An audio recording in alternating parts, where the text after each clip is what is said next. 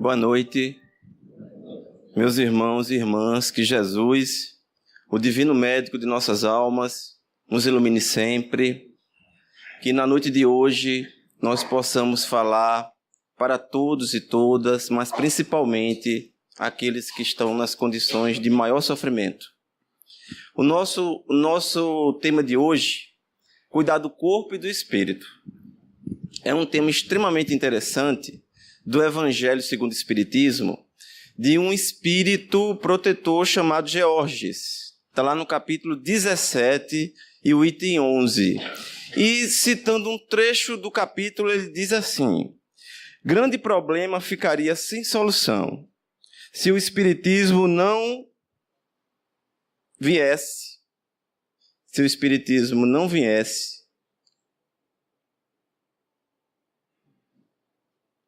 em auxílio dos pesquisadores, demonstrando-lhes as relações que existem entre o corpo e a alma. E quando nós falamos sobre isso, eu tenho uma proposta para fazer para vocês.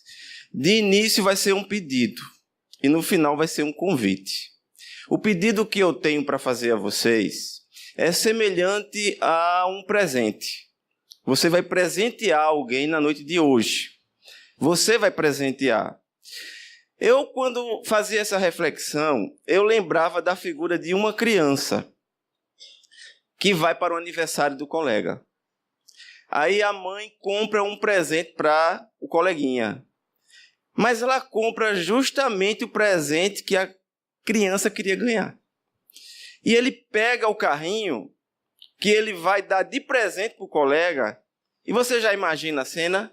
Ele a caminho do aniversário, segurando o carrinho. Aí quando chega lá, a mãe faz, dê ao coleguinha. E ele fica com um presente na mão. Porque as crianças são muito espontâneas, não é? Dê ao seu coleguinha. Aí ele entrega, o coleguinha puxa de lá, ele puxa de cá. Então a gente vai dar um presente para alguém hoje.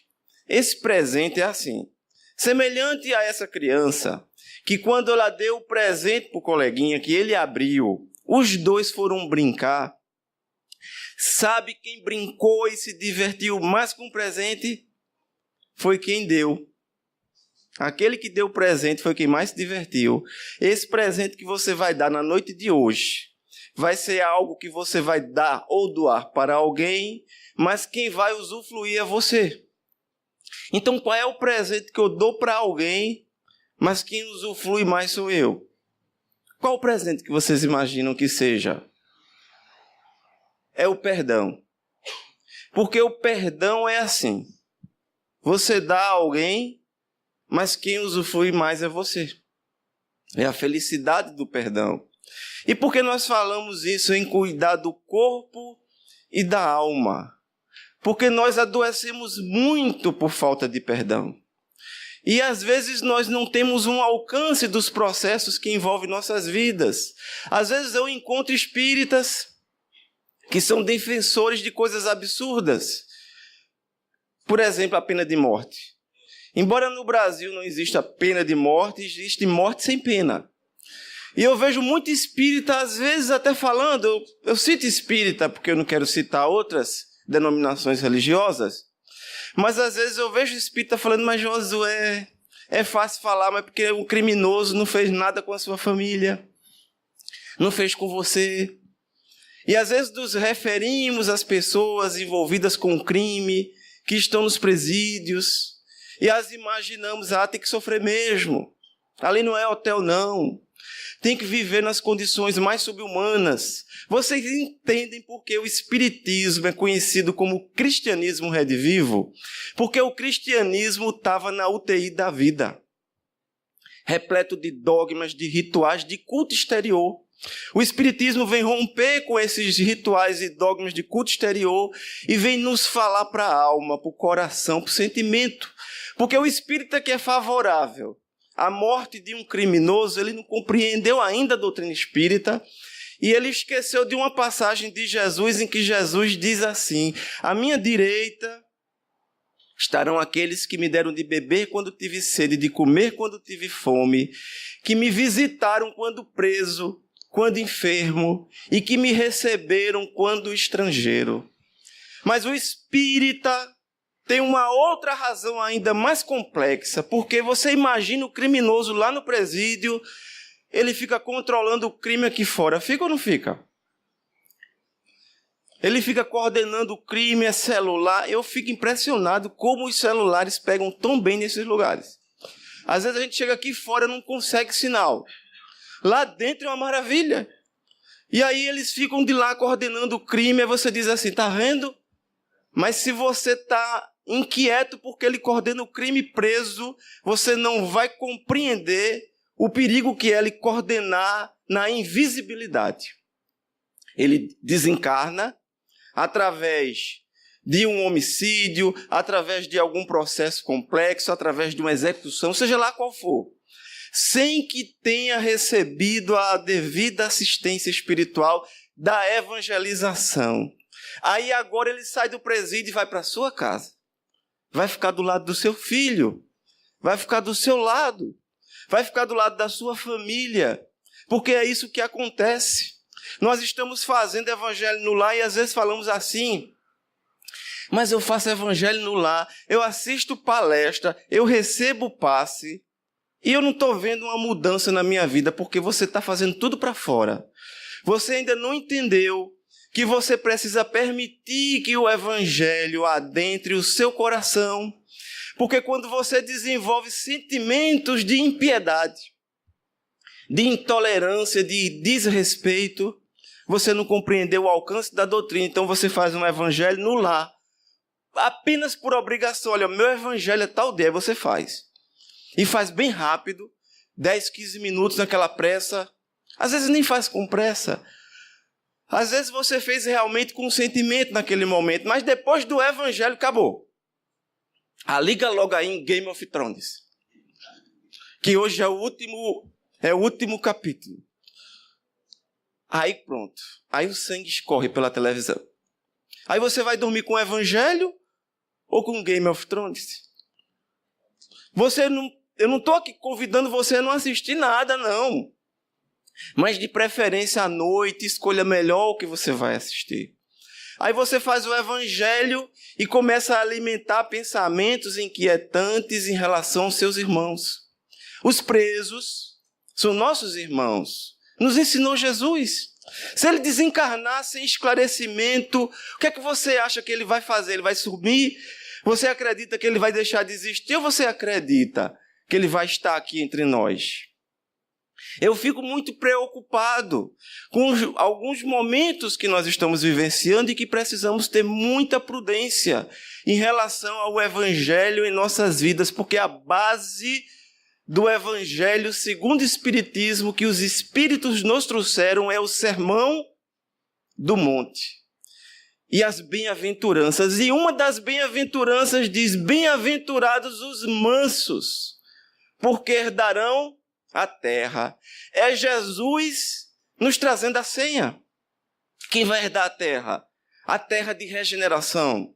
No processo de transformação, os mansos.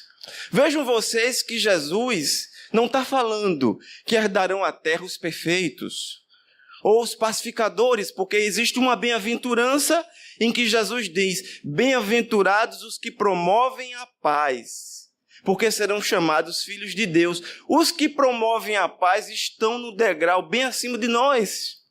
É um Francisco de Assis. É o espírito mais evoluído que veio a esse planeta depois de Jesus e Maria. Depois de Jesus e nossa mãe. O espírito mais evoluído que veio a esse planeta. Francisco de Assis.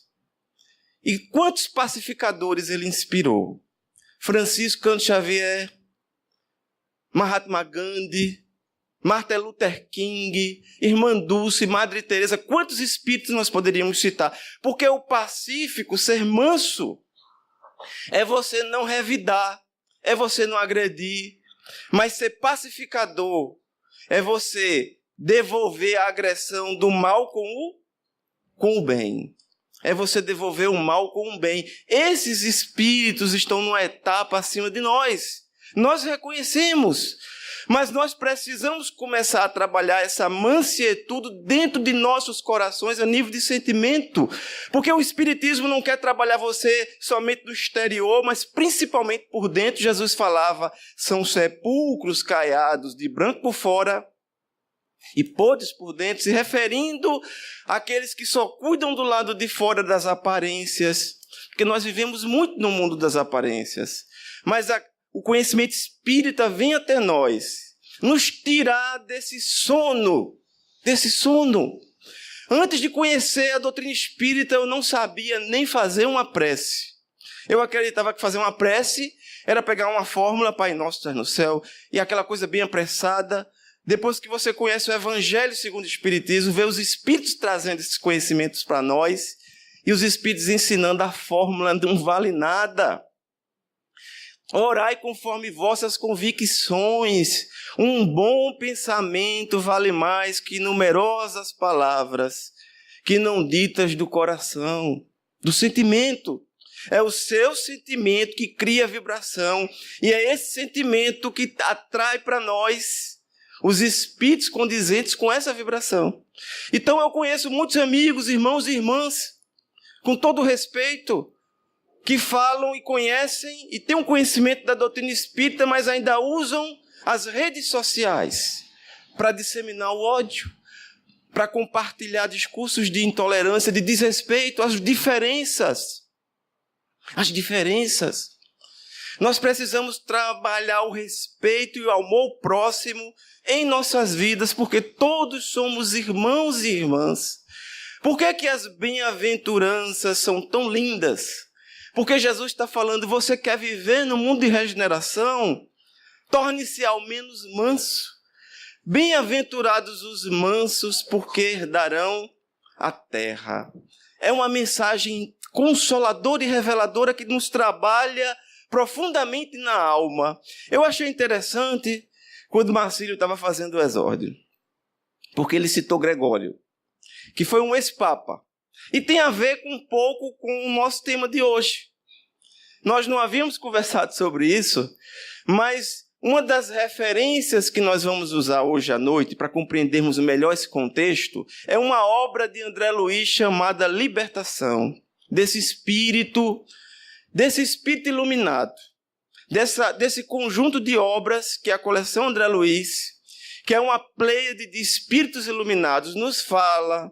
Um dos espíritas que conviveu muitos anos com o Chico, Geraldo Lemos Neto, que perguntou a Chico, Chico, mas a coleção de André Luiz, não é só André Luiz que escreve. Ele disse que Chico dava um sorriso e falava, não, Geraldo, é uma pleiade de 11 a 12 espíritos iluminados, que eu não posso falar o nome. Aí Geraldo disse que começou a insistir, e um dia Chico falou para ele, eu vou lhe revelar um nome de um dos responsáveis e coordenadores pela obra de André Luiz. É Sócrates o Grego. E só foi o nome que o Chico revelou. Sócrates o Grego. E a coleção André Luiz hoje é amplamente estudada, e olha que é uma coisa do século passado. 1944 foi 45 que veio nosso lar. Você imagina quanto tempo faz isso? Muitos aqui não estavam encarnados, muitos não estavam encarnados e outros já estão reencarnando novamente. É sério a complexidade da obra de André Luiz. E esse livro Libertação foi um trabalho que Chico sofreu para trazer, ele revelou isso numa entrevista, que ele sofreu para trazer libertação. Por quê? Porque o conteúdo da obra é esclarecedor nos processos da obsessão, das obsessões que nos enfermam, que nos adoecem, que nos limitam. Porque lembra que eu falei para você que se você não gosta do criminoso coordenando o crime de dentro do presídio, você imagina ele coordenando da sua casa. Aí você diz assim, mas Josué, e por que na minha casa? Porque nossas casas estão abertas. Nossas casas estão abertas quando nós não trabalhamos o evangelho no lar com a consciência da importância desse evangelho. Então tem muitas casas que apesar de você fazer o evangelho no lar uns 15 minutos durante uma semana, o resto da semana é só briga e discussão. É só briga e discussão. As pessoas brigam no café, brigam no almoço. Tem famílias que só se encontram para brigar. Só para brigar. Eu até um dia brinquei, eu perguntei a um amigo meu, mas você prefere brigar no café ou no almoço? Porque tá para escolher qual o horário da refeição que você briga mais. É uma armadilha espiritual discutir na hora da refeição. Por quê? Porque você está se alimentando e a discussão está criando fluidos deletérios que os espíritos inferiores moralmente, mas com conhecimento técnico, manipulam e devolvem para o teu alimento, para a tua água, para o teu suco, para o teu café. E isso você vai ingerir a sua própria criação. Então nós não só precisamos fazer evangelho no lar, nós precisamos incorporar o próprio evangelho o mais possível em nossas vidas e observar para os nossos irmãos que são criminosos. Porque todos nós, se não somos agora, já o fomos em algum momento, em um detalhe ou em outro detalhe. E mas Josué, como é que eu incorporo esse processo de sentimento em minha vida? O André Luiz, quando nos traz libertação, ele nos conta um caso de um processo de obsessão de uma jovem chamada Margarida, lá na cidade do Rio de Janeiro. E eles vão lá, ele e Gúbio, que é o espírito orientador. Quando eles chegam na casa de Margarida, estava uma equipe montada de obsessores na casa dela. Eu não vou dar spoiler do livro não para vocês, mas eu vou falar algumas coisas. Que esse é um caso referência, porque o espírito coordenador dessa obsessão tinha muito interesse em desencarnar Margarida, porque ele queria muito ela com ele lá nas zonas inferiores. André Luiz começa essa obra, no 4º capítulo, chama-se Em Uma Cidade Estranha. Eles vão a umas cidades das zonas umbralinas, onde ele percebe a dificuldade do sol em surgir, a dificuldade de respirar pela qualidade do ar, as aves agorentas, a vegetação diferente. Ele vai citar vários processos, ele vai chegar e observar uma mulher encarnada que no momento do sono vai para essa cidade. Aí André Luiz explica que a maioria dos encarnados, 3/4 da população da Terra, no momento do sono vai para essas cidades inferiores, porque é o que nós cultivamos, é na hora de dormir. Muitos de nós vamos a esses locais, onde sofremos lavagem cerebral, assédio e outros processos que eu não vou explicar aqui, mas você vai ver lá no livro. E ele observa uma senhora que estava recebendo uma orientação de um espírito de uma obsessora para brigar e criar desarmonia com o esposo dela. Então ela dizia, olha, não deixe seu marido ir para aquela casa religiosa, onde vai ser um perigo a presença dele lá. Vai ser um perigo a presença dele lá.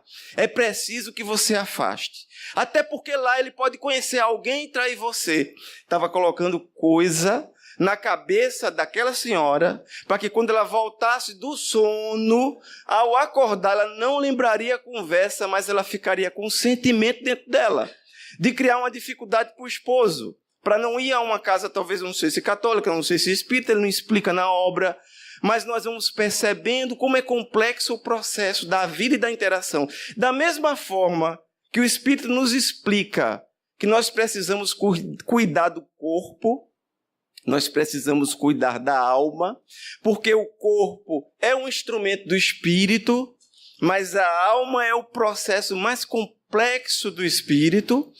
As pessoas retornam ao corpo físico no momento de despertar, e nesse momento nós relembramos a nível de sentimento as experiências agradáveis ou desagradáveis que nós tivemos no sonho. Mas aí André Luiz vem ao Rio de Janeiro e vai lá na residência de Margarida e observa que havia uma estrutura de obsessão dentro da residência. Então ele adentra a residência e vê logo o líder da obsessão chamado Saldanha. Ele vai dar esse nome. Na obra, acredito que esse nome não é o nome do espírito mesmo em si. Ele vai dizer Saldanha era o coordenador do processo da obsessão. Margarida está prostrada em cima de uma cama, Saldanha hipnotizando ela, assessorado por mais 3 entidades assessorando ele no processo da obsessão. Aí quando André Luiz chega com o Gúbio, não chega para falar que vai libertar. Eles chegam para falar para Saldanha que vieram auxiliar no processo da obsessão. Então ele não chega para tirar os obsessores, sai para lá, vá de retro. Não. O objetivo do mundo espiritual não é esse. Se existe obsessão, é porque nós estamos no processo da obsessão. Porque tudo só existe dentro das leis de Deus. E a Bíblia diz que não cai uma folha da árvore sem o consentimento de quem? Sem o consentimento de Deus. Então, se tem um processo obsessivo, tem um consentimento de Deus, porque nós não nos trabalhamos o suficiente para criarmos em nós esse evangelho, para nos conectar com os amigos espirituais.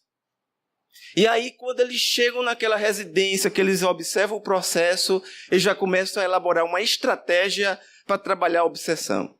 E Gúbio vai se aproximando de Saldanha, como quem não quer nada, pergunta quem é Saldanha, e Saldanha explica quem foi que ele foi quando viveu entre nós. E aí você vai ver o relato do espírito, como é complexo, porque aí Saldanha vai dizer, eu até separei aqui para mostrar para vocês, Saldanha vai fazer uma análise em que ele já tinha participado, já tinha ido a reuniões de desobsessão e tentaram convencê-lo a se afastar do processo, mas ele não tinha aceitado.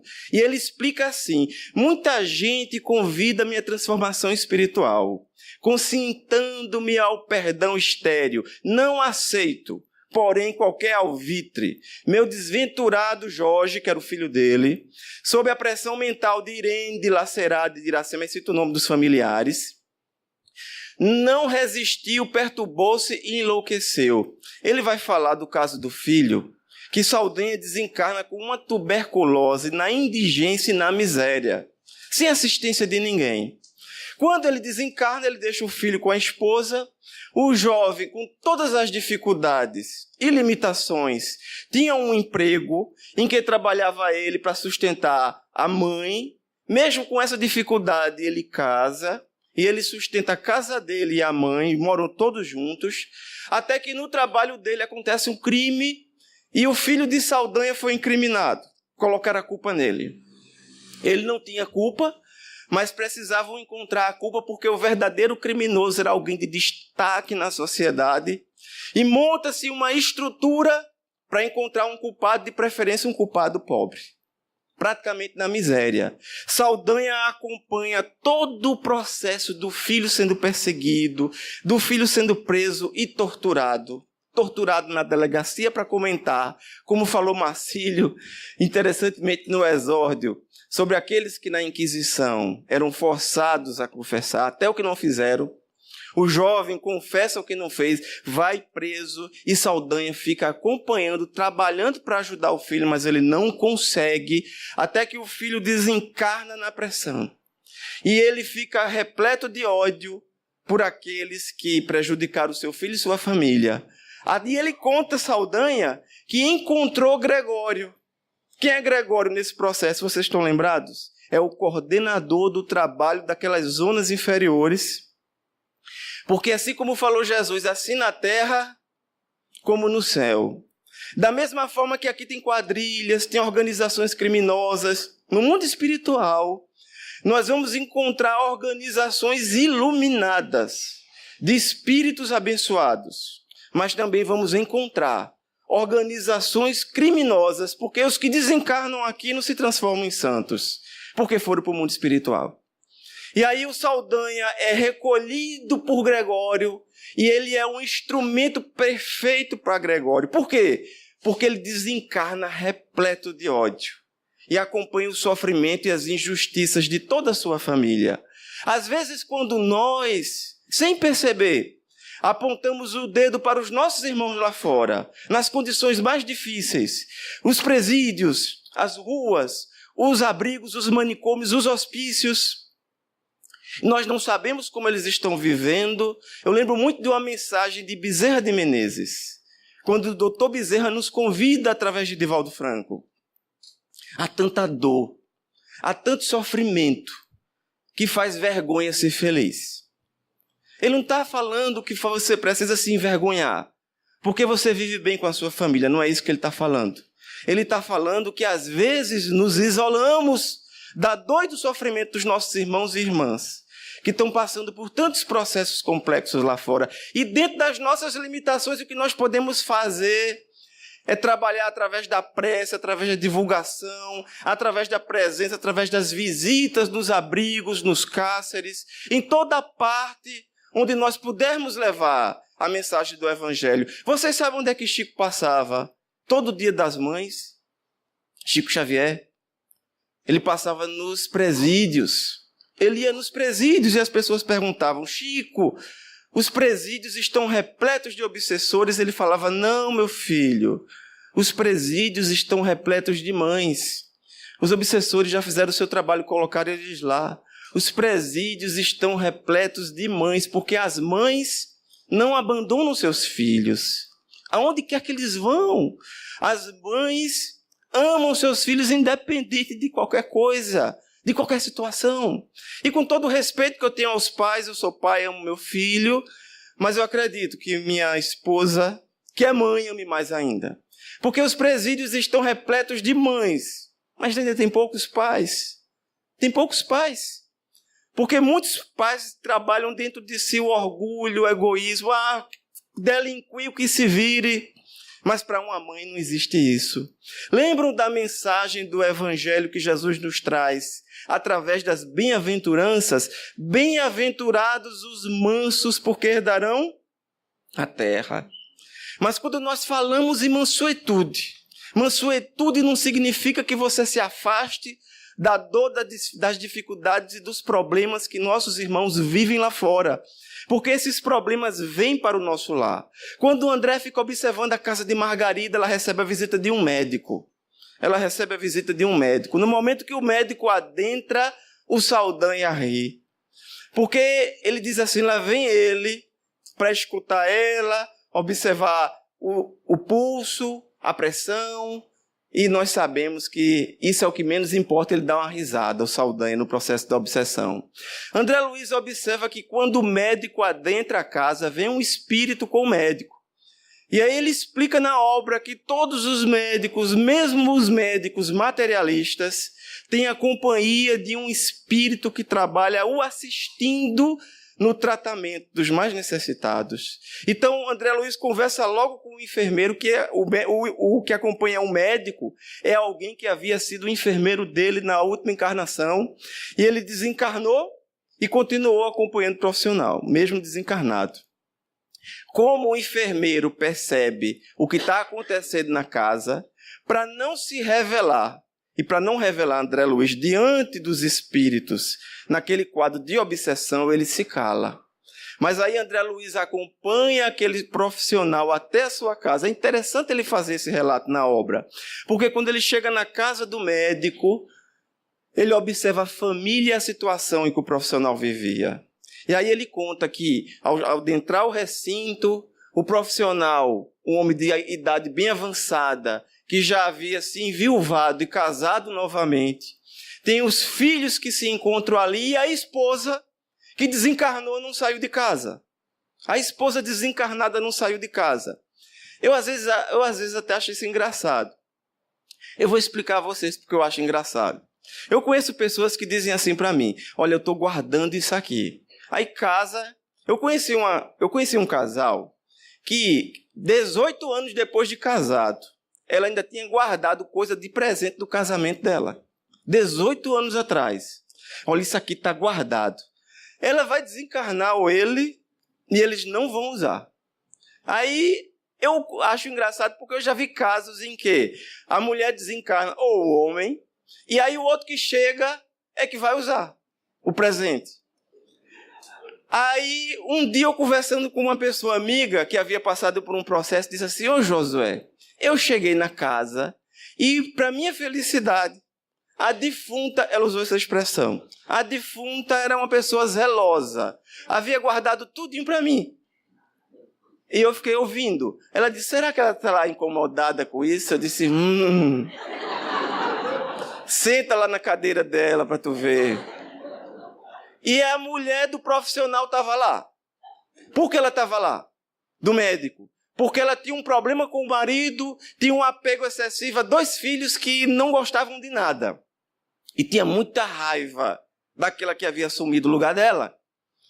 E aí ela estava ali, ia para um canto, ia para outro, o André Luiz percebe a movimentação, e assim que o médico chega em casa, o seu companheiro espiritual estava colocando na mente dele ideias para o tratamento de Margarida, para ele sugerir. Ele havia sugerido até o marido de Margarida, leva ela a um centro espírita, essas coisas, quem sabe lá ela não encontra um tratamento, porque quando às vezes não se encontra um tratamento, aí alguns profissionais dizem, leva lá para ver. Se não der certo, também pode não dar errado. Leva. E aí André Luiz observa que quando ele adentra em casa, que a ex-esposa desencarnada vem para cima dele para discutir, porque ele vai logo brigando com o filho, porque estava deitado, fumando na cadeira. Aí André Luiz conta que ela esmurra ele. Só que ela, desencarnada, não consegue atingi-lo fisicamente, mas ele percebe que no local que ela esmurrou, faz-se uma concentração de sangue. Do sangue físico dele. É um processo complexo de espíritos que tem entre si um processo de interligação, um processo de conexão. Passado esse processo, André Luiz acompanha aquela residência na hora do almoço. Ele conta que a esposa do médico atual, a encarnada, bem jovem, senta à mesa. Ele descreve que é uma mulher de fino trato, de aparência muito bonita. E depois do almoço que ela vai descansar, aí o espírito diz a André Luiz, vai olhar como ela ficou agora. No momento do sono, quando ela se desdobra da matéria, André Luiz fala que parece filme de terror. Existe um escritor chamado Oscar Wilde. Ele tem um filme em que ele conta que o personagem, a cada maldade que ele fazia, o quadro dele ia ficando mais feio. André Luiz disse que é a mesma coisa, a construção das nossas vidas. Aqui o corpo exterior é uma coisa, mas o seu espírito, sua alma, ela vai se enfeiando ou se embelezando de acordo com o que nós trabalhamos a nível de sentimento. Porque nós adoecemos. Porque muitos processos complexos de enfermidade são consequência não só das atrações espirituais, mas da nossa forma de vibrar, de pensar sempre no pior, sempre nos desgastes. Aí André Luiz vai relatar sobre a residência do médico, ele faz até uma colocação acerca. Eu vou ler aqui rapidinho para vocês. Ele diz assim, isso é acerca do médico, todos os médicos, ainda mesmo quando materialistas de mente impermeável à fé religiosa, contam com amigos espirituais que os auxiliam. A saúde humana é dos mais preciosos dons divinos. Quando a criatura, por relaxamento ou indisciplina, delibera menosprezá-la, faz-se difícil o socorro aos seus centros de equilíbrio, porque em todos os lugares o pior surdo é aquele que não quer ouvir. Aí ele usa uma frase que eu acredito que hoje os médicos espíritas têm estudado muito. André Luiz diz assim, se os médicos orassem. Ele usa essa frase, por que ele diz se os médicos orassem? Porque se eles já são assistidos no trato, normalmente, imagine se usassem o poder da oração.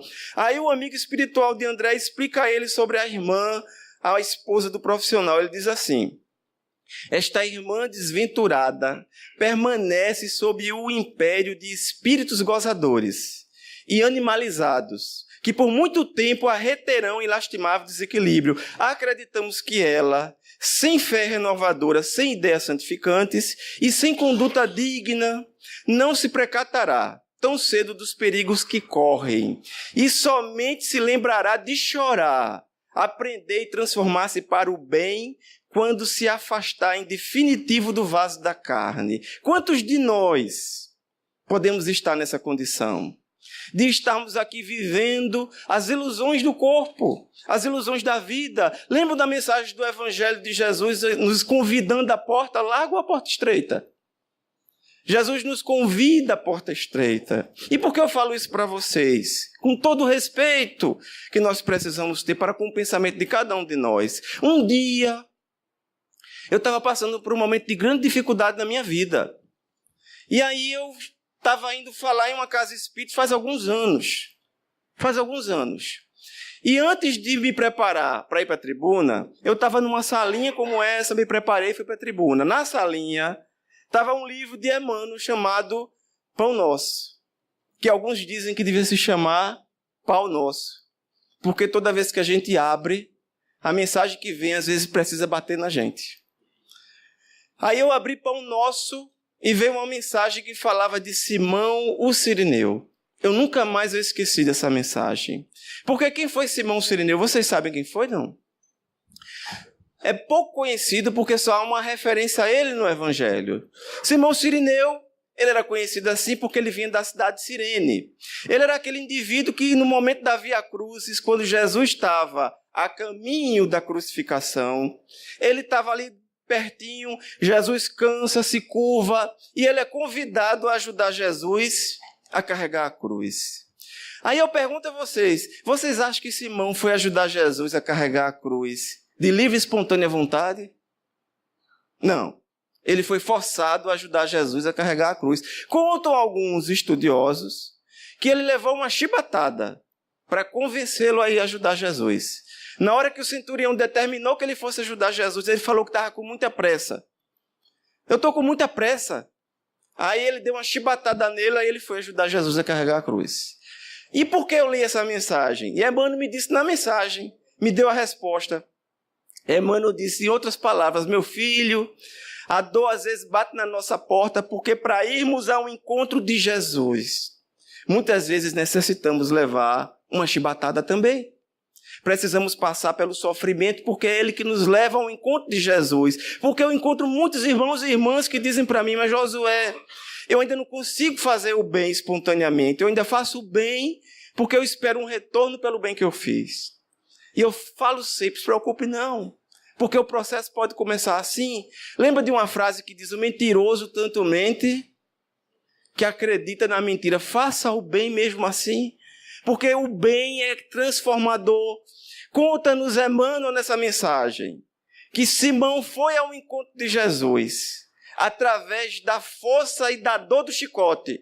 Mas depois que ele foi ao encontro de Jesus, sua vida nunca mais foi a mesma. E Maria Dolores, através da psicografia de Francisco Cândido Xavier, vai nos contar mais detalhadamente dos anais do mundo espiritual, que Simão olha para Jesus e diz assim, ele nem conhecia direito quem era Jesus, Senhor, me pareces um homem inocente, mas eu estou apressado porque minha filha é cega e muda, e eu preciso ir para casa.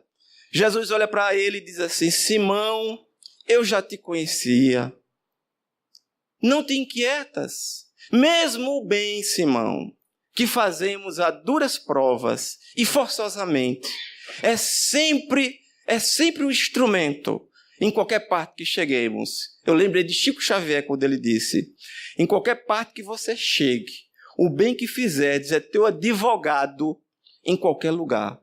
E Simão chega em casa, nos diz Maria Dolores, e sua filha, que era cega, volta a enxergar. Era muda e começou a falar. E Simão agradece por aquela oportunidade. E quantas vezes na vida nós não somos semelhantes a Simão? André Luiz, lá no caso de Margarida, ele nos conta um momento em que chega uma equipe e vai levar Margarida para a missa. E Margarida vai para a missa. Quando ela chega na igreja, eu vou contar bem rápido por causa do horário. Quando Margarida chega na igreja, André Luiz observa que as imagens da igreja estavam repletas de luz. Ele diz que as imagens estavam repletas de luz. Aí ele pergunta a Gúbio, mas Gúbio, não está lá que não fará as imagens de esculturas lá no Antigo Testamento? Aí Gúbio diz, a prece sincera de coração. Ao lado dessas imagens, as inundou de luz e sentimento. Se imagens de esculturas são capazes de se envolver com luz através da prece, que dirá nós humanos, animais, não importa. Nós que somos seres vivos, encarnados e desencarnados, o efeito da prece sobre todos nós. E ele conta que a igreja, apesar de estar com as imagens cheias de luz e o altar, o sacerdote estava envolto por uma nuvem escura, porque ele estava ali só por obrigação. E aí André Luiz conta, bem resumidamente, que na multidão dos que estavam na igreja, no momento da hóstia, em que o sacerdote vai oferecer simbolicamente o que ele chama de corpo de Cristo, todos que recebem um corpo de Cristo simbólico na figura do trigo, quando adentra o seu organismo se apaga, a luz se apaga. A luz se apaga. Aí André Luiz conta que somente uma senhorinha, bem simplesinha, recebeu, ela inundou de luz. Por que ela inundou de luz? Porque ela era uma crente sincera. Ela estava ali com o propósito da sinceridade. E quando você está com o propósito da sinceridade, não importa onde você esteja, você lembra do convite que Jesus nos fez, onde houverem 2 ou mais pessoas em meu nome, eu aí estarei. E vocês acham que Jesus não está aqui nesse momento? Que o mundo espiritual não se faz aqui nesse momento? Claro que se faz nesse momento. Por isso que às vezes as pessoas chegam para mim e dizem assim, Jesus vai voltar. Eu digo, rapaz, ele não vai voltar, porque ele nunca foi. Só volta quem foi. Ele nos falou que onde houvessem 2 ou mais pessoas em seu nome e em coração, aí ele estaria. E Jesus se faz presente em nossos lares, em nossas vidas, através do sentimento da prece. Quando eles saem da igreja, aí André Luiz conta que Margarida vai para casa, continua enferma, e o cerco da obsessão continua, e o local que ele encontrou mais obsessores foi dentro da igreja. Foi dentro da igreja. Por quê? Porque dentro de muitas instituições religiosas encontram pessoas nas mais variadas condições. Porque dentro da casa espírita, quando nós chegamos, em geral, os espíritos nessa condição ficam no lado de fora. Eles ficam do lado de fora porque eles ficam preocupados e inquietos com o tratamento que você vai receber e também procurando que eles não recebam a assistência e o tratamento para se desligar de você. O que nos desliga, o que nos liga aos nossos irmãos e irmãs desencarnados nas mais variadas condições é o sentimento da compaixão que anima nossos corações. Porque quando eu falei para você que o presente que você vai dar a alguém é você que vai usufruir. Alguém poderia falar, é o amor. Mas geralmente nós amamos mais quem nos ama. Isso é fácil. Mas você amar quem não lhe ama, como nos ensinou Jesus quando falou, vos foi dito que odiareis os vossos inimigos. Eu vos digo que amareis os vossos inimigos. E Jesus ainda foi mais além quando disse que nós deveríamos orar por aqueles que nos perseguem e nos caluniam. E aí eu encontro pessoas que dizem assim, mas Josué, é difícil amar os inimigos. Eu concordo. Às vezes não é fácil amar nem os amigos. Imagina os inimigos. Porque às vezes não ficamos felizes nem com a felicidade dos nossos amigos. Mas quem dirá os inimigos? Mas se esse inimigo voltar na sua vida, reencarnado como seu filho e filha, ficou melhor agora? Ficou um pouquinho mais fácil? Eu digo que ficou um pouquinho mais fácil, porque em muitos processos, mesmo retornando com o esquecimento do passado, ainda desperta em dado momento o ódio e o rancor de outras existências. Vocês percebem como o contexto da encarnação é complexo, porque nós precisamos estender o perdão. Porque o primeiro a se beneficiar do perdão é você. O perdão é semelhante a um frasco de perfume. O primeiro que se beneficia da essência do perfume é o frasco que o contém. O primeiro que se beneficia do perdão é você quando perdoa. E o convite que eu gostaria de fazer a vocês aqui no final da preleção, eu não dei muitos spoilers do livro Libertação, porque eu gostaria de convidar você a conhecer a coleção de André Luiz. Mas se você ainda não conhece, não comece por Libertação. Comece por Nosso Lar, Os Mensageiros. Depois você vai chegar lá. Mas o que eu preciso que você compreenda é que a essência da mensagem de transformação que Jesus nos traz, do Evangelho Redentor, que é capaz de transformar nossas vidas, é o perdão. Porque o perdão é o sentimento que nos ilumina e que verdadeiramente nos transforma. Ele é libertador quando você perdoa. Eu conheço pessoas que dizem assim, meu Deus, tirei um peso das costas. Porque todas as noites eu ia dormir. Porque quem odeia não esquece. Talvez você diga para mim, eu não tenho ninguém para quem perdoar. Mas talvez você não tenha inimigos, mas tenha adversários. Adversários do mundo espiritual, construídos através dos nossos sentimentos inferiores de intolerância. Por isso que Jesus nos convida a amar os nossos irmãos. Amai-vos uns aos outros e não armai-vos uns aos outros. Há uma diferença muito grande entre nos amar, nos respeitar e compreender a essência da mensagem desse evangelho. Por isso que o Espiritismo é o cristianismo redivivo. Porque o cristianismo redivivo é a essência do sentimento da mensagem do Cristo. Eu gostaria de finalizar com uma mensagem de André Luiz, quando ele diz que no dia do Calvário, a massa aplaudia a causa triunfante dos crucificadores, mas o Cristo, solitário e vencido, era a causa de Deus. Entre a causa dos homens e a causa de Deus, você faz sua opção.